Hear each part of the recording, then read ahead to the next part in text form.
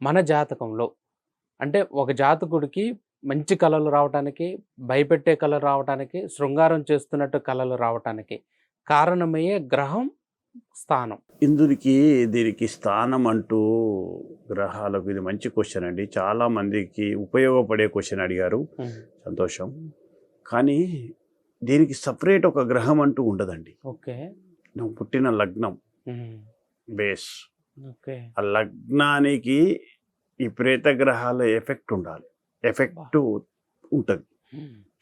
ఉన్న వాళ్ళకు ఎప్పుడు విపరీతమైన కళలు వస్తూ ఉంటాయి.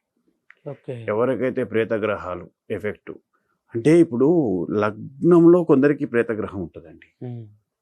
ఏమవుతుందంటే ఇప్పుడు ఒక చిన్న లాజిక్ మీరు మర్చిపోవద్దండి.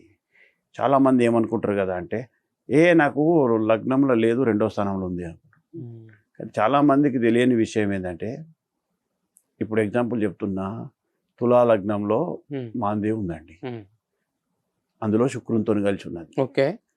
శుక్రునితో కలిసి ఉంటే శుక్రుడు భోగకారకుడు కదా, భోగాల గురించి ఇస్తూ ఉంటాడు. కార్ల తిరగడం, బంగ్లాలలో తిరగడం, పెద్ద పెద్ద వాళ్ళతో తిరగడం, సుఖభోగాలు అనుభవించడం, అమ్మాయిలతోని అబ్బాయిలతోని, ఇలాంటివి రిచెస్ట్ ఆలోచనలు అది చేస్తూ ఉంటాడు. అంటే అది ప్రేతం కదా అండి, అది చేస్తూ ఉంటాడు. దానికి సహకరిస్తూ ఉంటుంది శుక్రుడు కూడా. కాబట్టి కానీ ఇక్కడ ఒక విషయం ఏంటంటే, మనం ఒక విషయాన్ని అబ్జర్వ్ చేసుకోవాలి.